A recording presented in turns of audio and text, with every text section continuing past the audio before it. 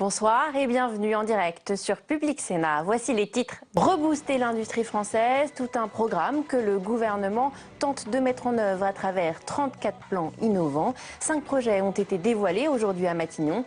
Nous en parlerons avec notre invité André-Yves Portneuf, directeur de la Révolution de l'intelligence. Une industrie plus verte, plus respectueuse de l'environnement a toute sa place dans la nouvelle France industrielle que le gouvernement tente d'impulser depuis plusieurs mois. Et à Matignon aujourd'hui, le Premier ministre a voulu tirer un premier bilan des 34 plans annoncés pour doper l'innovation. Jérôme Rabier nous présente les projets du futur. Bornes de recharge électrique sur tout le territoire, voitures consommant moins de 2 litres au 100 ou encore 7 avions électriques destinés à la formation des pilotes.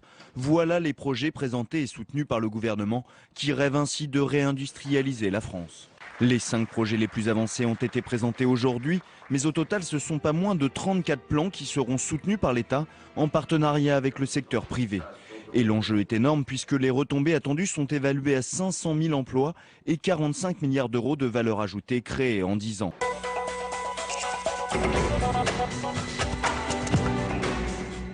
Et avec moi sur ce plateau, André-Yves Portneuf, directeur de l'Observatoire de la Révolution de l'intelligence de Futurible International. Bonsoir. Bonsoir. Alors tout d'abord, que peut-on attendre de ces plans industriels initiés par le gouvernement? Il y a là une belle bonne volonté. Hélas, il y a peut-être 30 ans de retard. Parce que le colbertisme qui inspire ces plans, c'est-à-dire l'État décrète ce qu'il faut faire et va financer. C'était valable quand c'était l'État qui était le client en même temps. Le nucléaire avait comme client l'État. Il décidait ce qu'était le marché de demain. Le TGV, c'était l'État qui décidait. Aujourd'hui, les marchés en expansion sont des marchés grand public. Et cela nous a mis dans une situation terrible parce que nos grands champions des sociétés comme Thomson et Alcatel, qui étaient les champions de l'électronique et des télécoms, qui devraient être des numéros 1 aujourd'hui, ont eu peur du grand public et se sont réfugiés vers l'État équipementier. Ça, c'est le constat. Et oui. Selon vous, la réponse n'est pas adaptée. La réponse n'est pas adaptée parce que nos dirigeants poursuivent les mêmes erreurs dénoncées depuis 30 ans. Oui, vous dites d'ailleurs que depuis des années, les ministres se succèdent, mais les problèmes demeurent. C'est encore le cas aujourd'hui? Oui, hélas, oui. Il y a beaucoup de bonne volonté, mais ça ne suffit pas. Il faut se rendre compte de 3 choses. L'emploi est créé par la croissance des PME et détruit par les rationalisations des grands groupes qui suppriment des sous-traitants français et suppriment des emplois à l'intérieur de leur enceinte. C'est la logique des marchés. Ce n'est pas, c'est la logique des marchés à très court terme. Mais plein d'études ont montré, et on ne veut pas en tenir compte, qu'à long terme, c'est-à-dire sur 10 ans, les entreprises qui réussissent, aussi bien en France qu'aux États-Unis ou ailleurs, sont des entreprises qui ont une vision de long terme. C'est des entreprises qui respectent en interne leurs employés et essayent d'assurer le bonheur au travail. Il va falloir convaincre les chefs d'entreprise.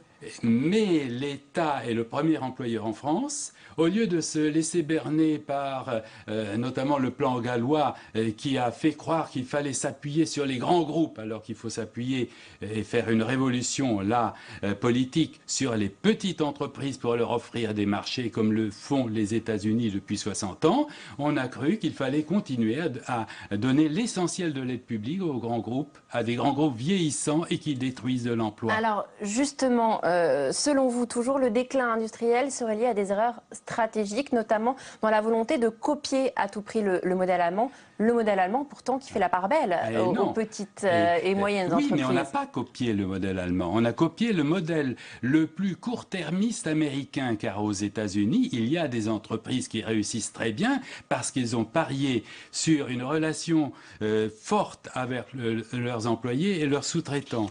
Et je peux vous donner plein d'exemples de réussite, non pas sur 1 an, mais sur 30 ans. Mais alors, est-ce que le gouvernement aujourd'hui peut impulser une dynamique industrielle en France? Tous les candidats à la présidence annoncent qu'ils vont aider les PME en leur offrant 22% des marchés publics, comme le font les États-Unis depuis 60 ans, ce qui assure une croissance saine des PME.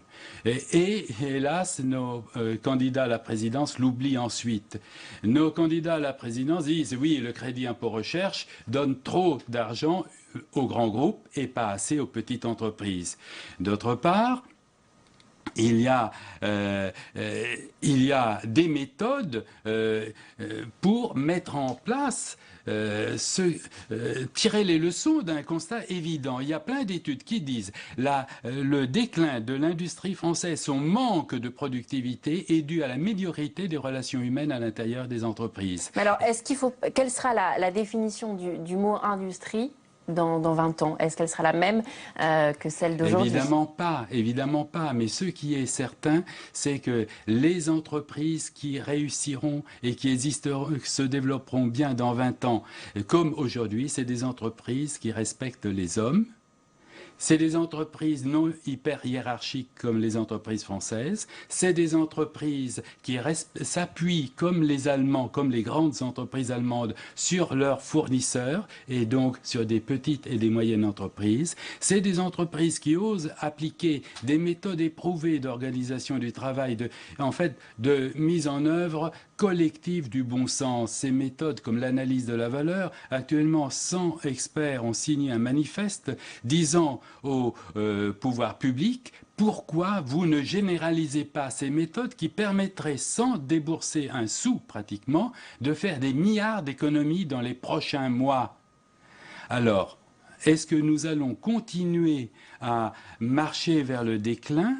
Ou est-ce qu'on prend des mesures courageuses? N'oublions pas que l'État est le premier employeur en France. Donc l'État peut donner l'exemple en lançant un grand programme de débureaucratisation dans les administrations, faire en sorte que les fonctionnaires puissent travailler intelligemment, rendre du sens à leur travail et s'appuyer sur l'intelligence. Eh bien, écoutez, on verra si le gouvernement vous a entendu. En tout cas, merci d'être venu sur notre plateau.